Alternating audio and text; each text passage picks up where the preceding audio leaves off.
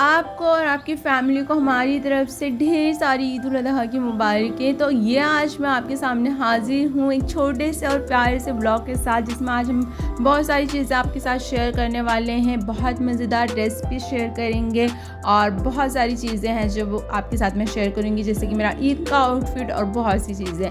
तो चलिए स्टार्ट करते हैं। तो यहाँ पे ना ये तैयारियाँ एक दिन रात के पहले की थी। तो हमने यहाँ पे मेहंदी लगाना शुरू कर दिया था। फेस्टिवल हो और मेहंदी ना हो ही नहीं सकता है। फेस्टिवल जैसे मेहंदी के बिना अधूरी सी लगती है। तो सबसे पहले तो मैंने अम्मी को ही मेहंदी लगा दी थी, क्योंकि अम्मी को मेहंदी लगाना बहुत ज़रूरी था, क्योंकि सबसे ज़्यादा काम घर में अम्मियों को ही होता है। तो अगर अम्मी की मेहंदी हो गई कंप्लीट तो समझो आधे से ज़्यादा काम हो गया, क्योंकि रात होते ही अम्मी चिल्लाने लगेंगे, नहीं अब मुझे कुछ नहीं लगाना है, मुझे ढेर सारे काम है, ये वो फलाना ढिमकाना। तो इसलिए पहले अम्मी को ही हमने दोपहर में ही मेहंदी लगा दिया था। और जैसे ही आपा ने अम्मी के पैरों में मेहंदी देखी, आपा बोलते मुझे भी सेम डिज़ाइन चाहिए। तो चलिए दिन में सबको तो मैंने मेहंदी लगा के हटा दिया था, और जो भी लहसुन अदरक अनियन जो भी कट चॉपिंग का काम था हमने वो रात में ही करके रख दिया था। तो यहाँ पे मैं सुकून से ना रात के 3 बजे बैठ के खुद को मेहंदी लगा रही थी। वैसे मेरी हैना डिज़ाइन आपको कैसी लगी है कमेंट करके ज़रूर बताना। तो यहाँ पे मैं छोटा मोटा सा मेहंदी अपने हाथों में लगा रही थी बूटा स्टाइल में ही। तो ये मेरी मेहंदी मुकम्मल हो रही है। मुझे याद भी नहीं है कि कितने सालों बाद मैंने अपने हाथों में मेहंदी की डिज़ाइन लगाई है। वैसे तो ईद में मैंने लगाया था, बट ओल्ड इज़ गोल्ड घुमरो वाला ही लगा लिया था। अगर आपने नहीं देखा है तो मेरे ईद का व्लॉग ज़रूर जाके देखना।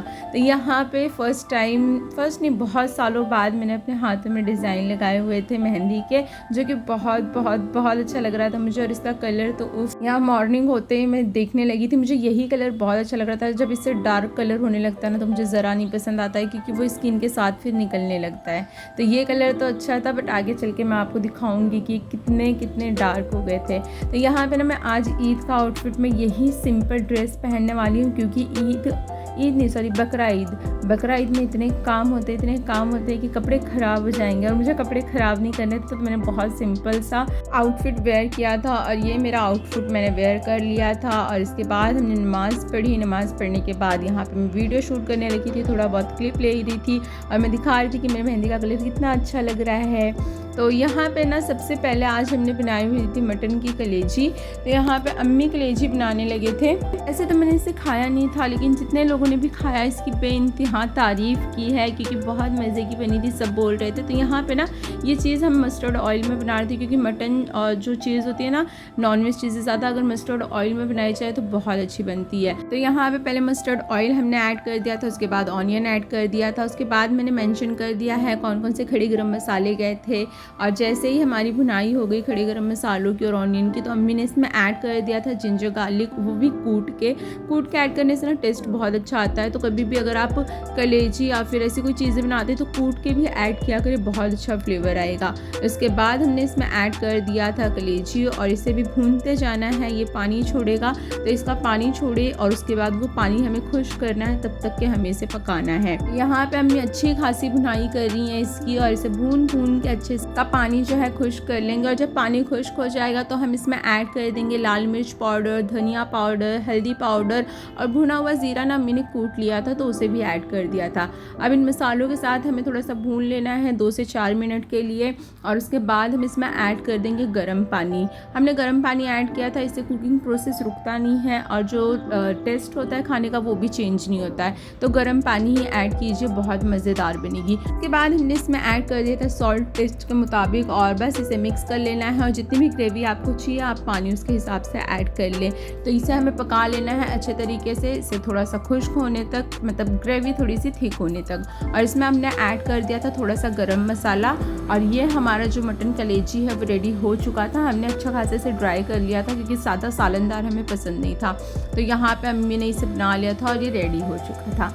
अब जो था मेन चीज़ मटन सालन जो कि हमने बनाना था, तो ये मेरी आपा की रेसिपी है, मेरी आपा ही बना रही थी। तो मैंने बोला कि चलो आप मैं शूट करूँगी और आप बनाते रहना। तो उन्होंने बोला था ठीक है, लेकिन मुझे हेल्प भी चाहिए, ऑब्वियस सी बात है, दावत है तो हेल्प तो लगेगी। यहाँ पे मैं ऑनियन को कट करने लगी थी। ये जो मसाले हैं वो मैं बस रेडी करी थी। और सब कहते हैं कि बकरा ईद के दिन लड़कों को ज़्यादा मेहनत होती है। मुझे लगता है जितना लड़कों को मेहनत होती है ना, उससे कई ज़्यादा लड़कियों को मेहनत होती है, क्योंकि सुबह से वो उठ के सिर्फ और सिर्फ घर के काम करती हैं, और उसके बाद खाना बनाना, खिलाना, फिर उसके बाद जो एक्स्ट्रा बर्तन निकले उसे भी वॉश करना, साथ ही साथ किचन की सफाई, मतलब उफ़ अल्लाह इतने काम। और मैं तो ये सोच रही हूँ जिनके घर पे कोई 1 या 2 औरतें रहती हैं करने वाली काम, उनका तो क्या ही होता होगा। यहाँ तो चलिए ठीक है, अल्हम्दुलिल्लाह से है, मतलब करने वाले तो हो जाता है, उसमें भी हमें थकान हो जाती है। तो जिनके नहीं है वो कैसे करती हैं, उनको तो सैल्यूट है। तो यहाँ पे ना ये सारी चीज़ें हमने निकाल ली थी जो हमें पीसनी थी, और कुछ चीज़ें हमें छौंक के लिए रेडी करनी थी। तो यहाँ पे आपस सारी चीज़ें एक एक करके निकाल रही थी। तो ऑनियन को हमने स्लाइस कट भी कर लिया था, और ऑनियन को हमने नॉर्मल कट किया था जिसे हमें पीसना था। तो यहाँ पे सारी चीज़ें निकल चुकी थी पीसने के लिए। तो मैं आपको बताऊँगी एक एक करके कि हमने क्या क्या इसमें पीसा हुआ था मसालों में। तो ये धनिया, पुदीना, हरी मिर्ची, ऑनियन, जिंजर गार्लिक और कुछ खड़े गरम मसाले, जो कि मैं आगे आपको मेंशन कर दूँगी स्क्रीन पे कि क्या क्या हमने ऐड किया था। तो यहाँ पे ऑनियन, जिंजर गार्लिक पेस्ट हो चुका था हमारा पीस के। उसके बाद चिली भी हमने पीस लिया था, और ये मसाले में जो बता रही थी खड़े गरम मसाले हमें पीसने हैं मटन के लिए, ये सारी चीज़ें हमने इसमें ऐड करके अच्छे तरीके से एक पेस्ट बना लिया था, और ये हमारा मसाला रेडी हो चुका था।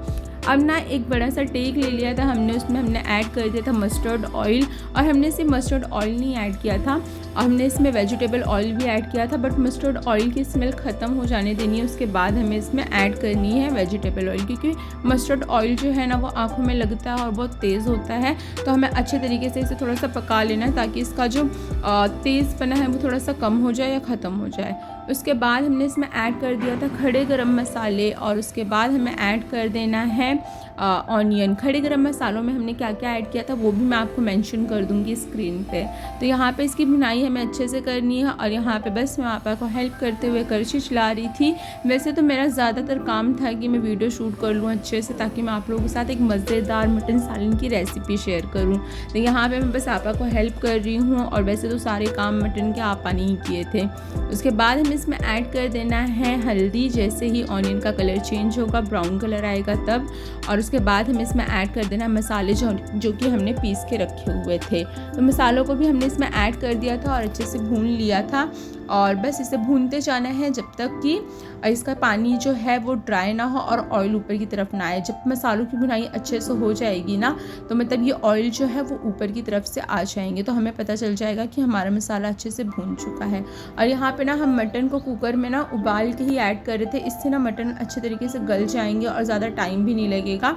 तो हम उबाल के ही मटन कुकर में इसमें ऐड करते जा रहे थे।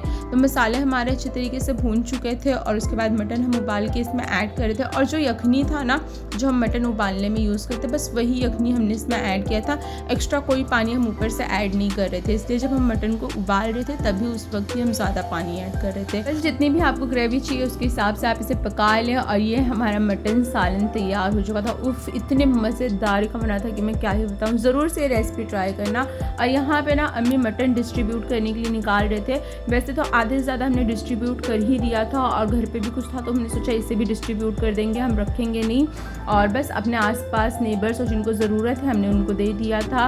और अगर बकरा ईद हो और बारिश ना हो तो ये हो ही नहीं सकता। माशाल्लाह इतना अच्छा व्यू था, इतना अच्छा व्यू था। मैंने सोचा ज़रूर मैं ये आप लोगों के साथ शेयर करूँगी। ऐसा लग रहा था ना बादल पहाड़ों पे आ चुका है। ये देखिए कितना खूबसूरत लग रहा है, और देखते ही देखते इतने ज़ोर से बारिश भी होने लगी थी।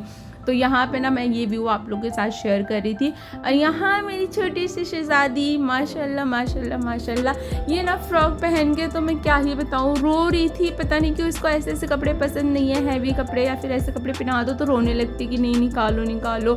तो हमने इसे निकाल दिया। हमने सोचा नहीं, बच्चा कंफर्टेबल रहना चाहिए, तो हमने इसे चेंज करके बस इसके लड़के वाले कपड़ों में हमने इसे तब्दील कर दिया। नहीं वैसे मेरी माशाल्लाह मेरी बेबी बहुत क्यूट लग रही थी, तो हमने इसे टी शर्ट और बस ये नॉर्मल सा बैगी पैंट पहना दिया था, और ये इसमें कंफर्टेबल थी और बहुत खुश थी। और उसके बाद खेल भी रही थी, और डोर के पास खड़ी होकर बोलती मुझे बाहर जाना है, जबकि आज हमारे पास किसी के पास टाइम नहीं था जिसे हम बाहर लेके जाए, बहुत सारे काम थे। और यहाँ नॉर्मल हम बनाने लगे थे बघारा राइस, जो कि हमने बघार दिया था बस नॉर्मली, जैसे कि नॉर्मल बघारते हैं डेली वैसे ही। और ना एक फेस्टिवल ही ऐसा टाइम होता है, वक्त होता है जब हमारे अपने हमारे पास आते हैं, हम उनसे मिलते हैं, और बेइंतहा मोहब्बत और बहुत सारी बातें होती है। फेस्टिवल की बात ही एक अलग है।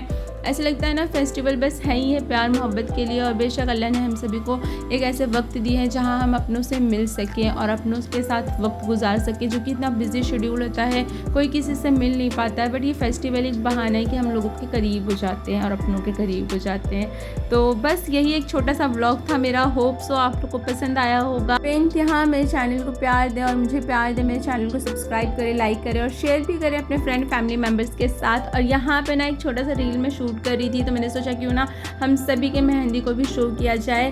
वैसे मेरी एक आपके बस यहाँ पे मिसिंग है, बट कोई नहीं, कुछ दिनों में वो भी आ जाएगी, वो अपने ससुराल में है भी। इंशाल्लाह मिलते हैं हम नेक्स्ट वीडियो में न्यू ब्लॉग, न्यू रेसिपीज़ और न्यू बातों के साथ। तब तक के लिए अपना ढेर सारा ख्याल रखिए और दुआओं में याद रखिए। अल्लाह हाफिज़।